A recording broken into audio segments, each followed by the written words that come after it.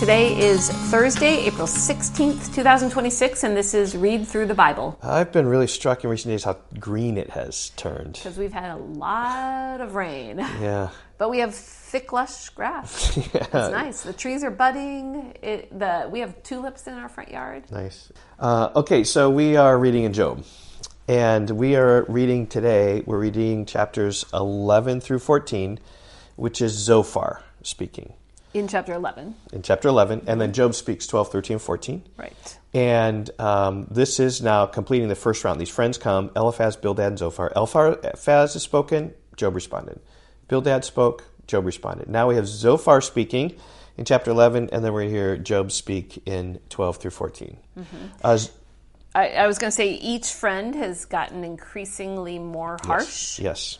Bildad was more harsh than Eliphaz, but now Zophar, he's going to even be more harsh. Yeah, just very straightforward, very blunt. Mm-hmm. Mm-hmm. And so these are the friends who are trying to help Job understand his suffering. And then Job's going to start in his reply to really turn against his friends in a greater way than ever before. Yep. Mm-hmm. Okay, here we go with Zophar. Okay. Chapter 11, verse 1. Then Zophar, the Naamathite, answered and said, "Should a multitude of words go unanswered, and a man full of talk be judged right?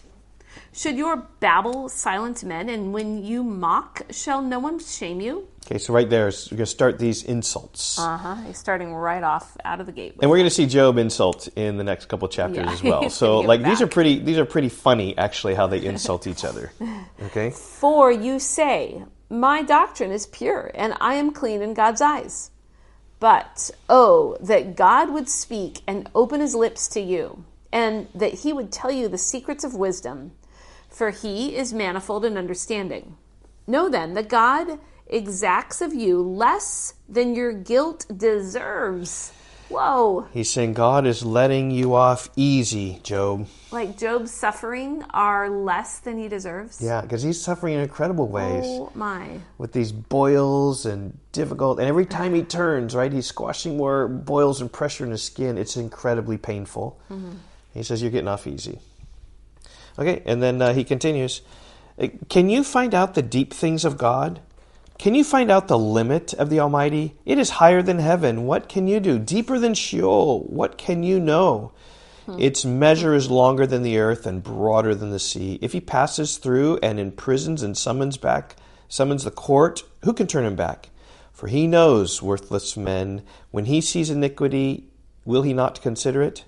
But a stupid man will not get understanding when a wild donkey's colt is born a man."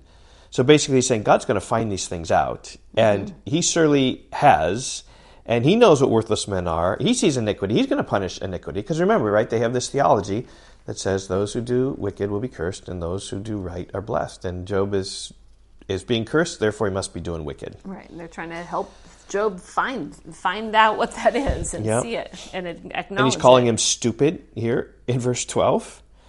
And then 13 following basically is going to call him to repent. This is his big call to him. Just repent. 13 following. "If you prepare your heart, you will stretch out your hands toward him. If iniquity is in your hand, put it far away, and let not injustice dwell in your tents. Surely then you will lift up your face without blemish. You will be secure and will not fear.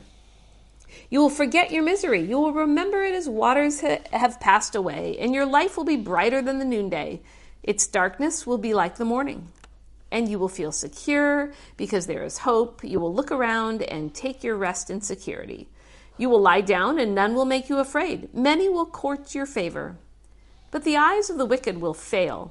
All ways of escape will be lost to them, and their hope is to breathe their last."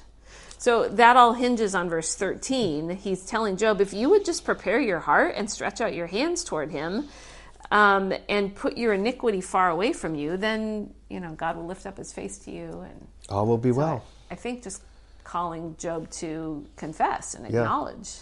But Job, rightly so, from chapters 1 and 2, doesn't have sin to confess. Right. Yeah. And so that's his big bone of contention. Job agrees that when you do bad and wickedly, God curses those, and when you do right, God blesses. And he said, hey, I've done right, but God hasn't blessed me, right? There's some incongruity here, is what he's talking about. Yeah. Okay, so Job begins with some sarcasm. I love this in Right, chapter. and just to sum up 11, Yep. that was Zophar's speech, and Zophar was pretty harsh, Yeah. spoke of God's power, and really, I think, called, or in God's greatness and wisdom, but really called Job to confess, I think. And repent in verse 13. Yeah. Yep. Okay, so here's Job's sarcasm. Then Job answered and said, chapter 12, verse 1, "No doubt you are the people, and wisdom will die with you." You guys are so wise.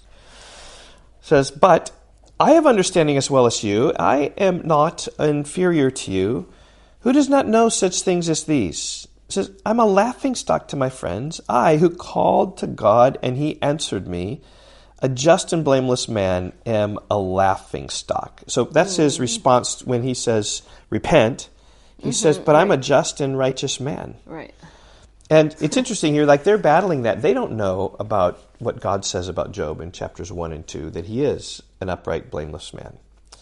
Verse 5, "In the thought of one who is at ease, there's contempt for misfortune. It is ready for those whose feet slip. The tents of robbers are at peace, and those who provoke God are secure. Who brings their God in their hand?" In other words, right, the wicked are getting away with it. But I've been righteous, and I've been crushed. Verse 7, "But ask the beasts, and they will teach you, the birds of the heavens, and they will tell you." Okay, so here, I just want to give you a little heads up what's happening. Job's going to go back to the sovereignty of God again, the power of God. He's going to say, the beasts are going to teach you that, and he's going to go. And this is where the whole book of Job ends. Just write this idea of the sovereignty of God to do as he pleases. And even the animals know this. Okay, I'll start again. Verse 7. "But ask the beasts, and they will teach you, the birds of the heavens, and they will tell you, or the bushes of the earth, and they will teach you, and the fish of the sea will declare to you. Who among all these does not know that the hand of the Lord has done this?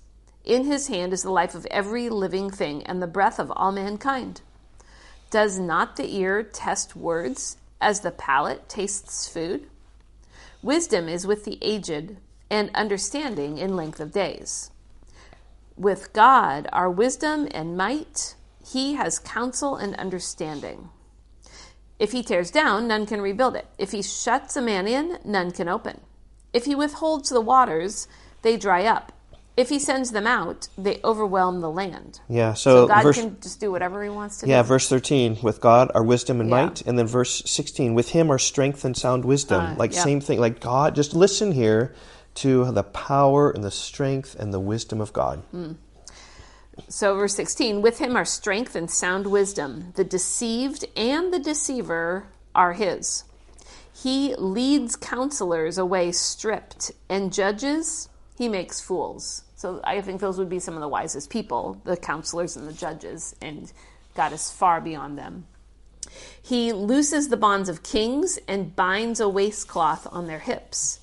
He leads away priests stripped and overthrows the mighty. He deprives of speech those who are trusted and takes away the discernment of the elders. He pours out contempt on princes and loosens the belt of the strong. He uncovers the deeps out of darkness and brings deep darkness to light. He makes nations great, and he destroys them. He enlarges nations and leads them away. He takes away understanding from the chiefs of the people of the earth and makes them wander in a trackless waste. They grope in the dark without light, and he makes them stagger like a drunken man." Yep, so Job here basically says that I am a just and blameless man, chapter 4, "but I'm a laughingstock to you because you don't think I'm a just and blameless man." But he basically says God knows God is strong and powerful in all things. Verse 13, "With God are wisdom and might." Right, and I think he then goes on to compare and speak about like the mightiest or strongest and wisest people, and say God can bring them to nothing. He's so much above them. Okay, so in chapter 13, Job now is going to kind of shake his fist at God and want to argue with God. Chapter 13, verse 1, "Behold, my eye has seen all this, my ear has heard and understood it. What you know, I also know, and I am not inferior to you." That's an insult talking to these guys again. "But I would speak to the Almighty, and I desire to argue my case with God." Right, there's a good summary right there. I desire to argue my case with God. Yeah. As for you, you whitewash with lies. You worthless physicians are you all. Oh, that you would keep silent, and it would be your wisdom. Wow. Right? Just even a fool when he keeps silent is deemed a wise man. That's what he's saying here. Okay, so hear now my argument and listen to the pleadings of my lips. Will you speak falsely for God and speak deceitfully for him? Will you show partiality towards him? Will you plead the case for God? Will it be well with you when he searches you out? Or can you deceive him as one deceives a man? He will surely rebuke you if in secret you show partiality. Will not his majesty terrify you and the dread of him fall on you? Your maxims are proverbs of ashes. Your defenses are defenses of clay. Let me have silence, and I will speak, and let come on me what may. Why should I take my flesh in my teeth and put my life in my hand? Though he slay me, I will hope in him. And that sounds so good. Right. We've heard that before many times. Even though it's really bad, though he slay me, yet will I hope in him. Okay. However, the next sentence is going to deny it. There's more to it. Then he says in verse 15, he continues, yet I will argue my ways to his face. And that's what he said back in verse 3 also. He said, I desire to argue my case with God. And then verse 15, yet I will argue my ways to his face. Yeah, it's interesting. When you get to the end of Job with the solution to suffering is the sovereignty of God. And then Job shuts his mouth. Right. He has an audience with God at the end, but he's quiet. And here he sees the sovereignty of God, but he keeps arguing. He should have just stopped. Verse 16. Okay. This will be my salvation, that the godless shall not come before him. Keep listening to my words, and let my declaration be in your ears. Behold, I have prepared my case. I know that I shall be in the right. So he's saying, I'm prepared to speak to God. I know I'm going to be right. Who is there who will contend with me? For then I would be silent and die. Okay, and then he turns right now to speak to God. Right, like he's kind of practicing what he would say to God. Now he's going to turn to God, yep. Only grant me two things, then I will not hide myself from your face. Withdraw your hand far from me, and let not dread of you terrify me. Then call, and I will answer. Or let me speak, and you reply to me. How many are my iniquities and my sins? Make me know my transgression and my sin. Why do you hide your face and count me as your enemy? And that's how Job sees it. He sees God as his enemy because he has struck him down. Not realizing that Job is really God's ally with Satan to realize you strike him down. He's still going to praise me. He's like a friend rather than an enemy. But he's going through some hard times. Yeah. Verse 25. Will you frighten a driven leaf and pursue dry chaff? For you write bitter things against me and make me inherit the iniquities of my youth. You put my feet in the stocks and watch all my paths. You set a limit for the soles of my feet. Man wastes away like a rotten thing, like a garment that is moth-eaten. Yep.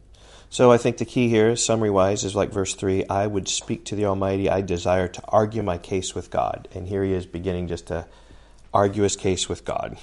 You are my enemy, verse 24. I just want you to show me where my sin is.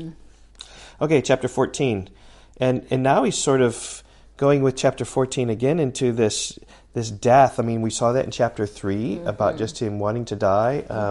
And I think it was maybe in chapter 7 where he says, I loathe my life. And now he comes again. He's like, I'm ready to die. Chapter 14, verse 1. Man who is born of a woman is few of days and full of trouble. He comes out like a flower and withers. He flees like a shadow and continues not. And do you open your eyes on such a one and bring me into judgment with you? Who can bring a clean thing out of an unclean? There is not one. Since his days are determined and the number of his months is with you, and you have appointed his limits that he cannot pass, look away from him and leave him alone that he may enjoy life, a hired hand his day. For there is hope for a tree, if it be cut down, that it will sprout again, and that its shoots will not cease. So here's the contrast. Even a tree has hope, but right, it can regrow. Verse 19, you're destroying the hope of men. So this idea, he doesn't have any hope. He's ready to die, is what he says. Verse 8, though its root grow old in the earth and its stump die in the soil, yet at the scent of water it will bud and put out branches like a young plant. But a man dies and is laid low. man breathes his last, and where is he? As waters fail from a lake, and a river wastes away and dries up, so a man lies down and rises not again. Till the heavens are no more, will he not awake or be roused out of his sleep. So a tree can get cut down and grow back, but a person, once they die, They're in the grave. They don't come out. They're not going to rise. Yep. Okay, verse 13. Oh, that you would hide me in Sheol, that you would conceal me until your wrath be past, that you would appoint me a set time and remember me. If a man dies, shall he live again? All the days of my service I would wait till my renewal should come. You would call, and I would answer you. You would long for the work of your hands. For then you would number my steps. You would not keep watch over my sin. My transgression would be sealed up in a bag, and you would cover over my iniquity. If I was in the tomb, just all my sins are gone. They're covered over because I'm done. They're not going to arise again. Verse 18, but the mountain falls and crumbles away, and the rock is removed from its place. The waters wear away the stones, the torrents wash away the soil of the earth, so you destroy the hope of man. So there's the contrast there. Yeah, a tree is hope, but not man. You prevail forever against him, and he passes. You change his countenance and send him away. His sons come to honor, and he does not know it. They are brought low, and he perceives it not. He feels only the pain of his own body, and he mourns only for himself. Well, there's Job continuing to drift again into, woe is me, I'm ready to die. Right. I wish I was never born. Let me die. It's better there because I'm covered over with the dirt in Sheol. Mm-hmm. Okay, we'll continue on with Job. We hope this is just helping you to understand Job and back and forth with his friends, and we'll see you tomorrow. Bye-bye. Goodbye.